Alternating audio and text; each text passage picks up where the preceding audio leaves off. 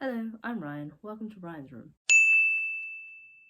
I'm making this video a day early because I'll be going home for the weekend, but tomorrow I'll be 2 weeks on testosterone. As a disclaimer, any changes I may have had are minimal, and that might be down to only being 2 weeks on T, genetics, or ethnicity. A majority of transition videos online are of people who are white and almost none of people who are Chinese. I'm taking this into account because Chinese people are known to be hairless and lack any strong body odour compared to people of other ethnicities, which are two things that change on testosterone. So on to changes, I'm going to start with the least to most prominent ones. First up is voice. As you can tell from my first video, my voice hasn't really changed much, and I'm not expecting it to change until maybe the 1 or 2 month mark. Technically second, but joint first is oily skin. I've seen quite a lot of people say that their skin becomes oily by the first or second week on testosterone, but my skin hasn't changed in that regard, though I have always had dry skin, and because of this I haven't had any more acne than the odd 1 or 2 as usual. Third is bottom growth. This one is known to occur very early on, and it's starting to happen, but very minimally, and sensitivity has increased very slightly. Fourth is in the throat. I've started to get a bit of an Adam's apple. It's not noticeable visibly, but it is noticeable to the touch. At 5 is facial hair. Obviously nothing drastic, but there is a bit of an increase, as you can see in the photos that I took this morning.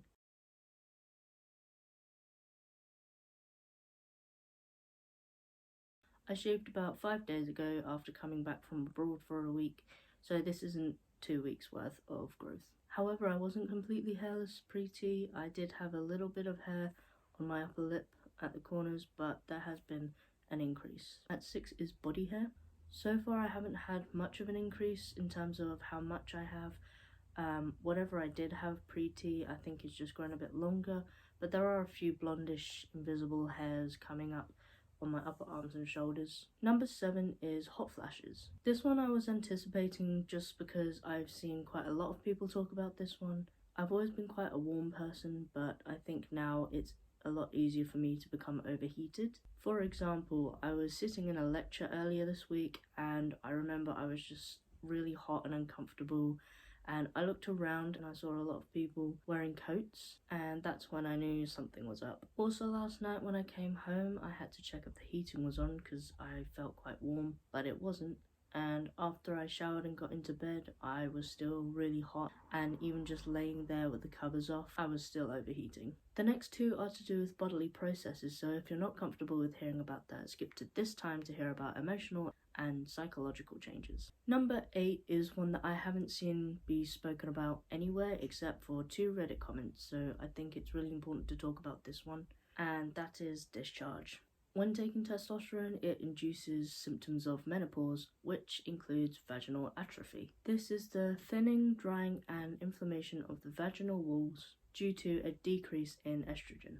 For me, this has caused a slightly higher production in discharge, which is yellowish in colour. If this happens to you, it's completely normal, but if you are concerned, please talk to a doctor.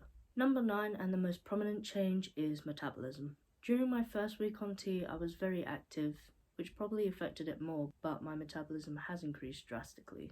I think it's starting to calm down now, but a few minutes after eating, I need to poop. I don't think my appetite has particularly changed, but to be fair, I think I had quite a bigger than average appetite pre-T anyway.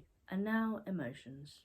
I'm not sure where I would put this on the ranking, so it's going at the end. I feel more confident, which I'm pretty sure is a psychological effect. Even a few days after starting T, I think I had a bit of a confidence boost. I've also felt more enthusiastic and motivated in a way.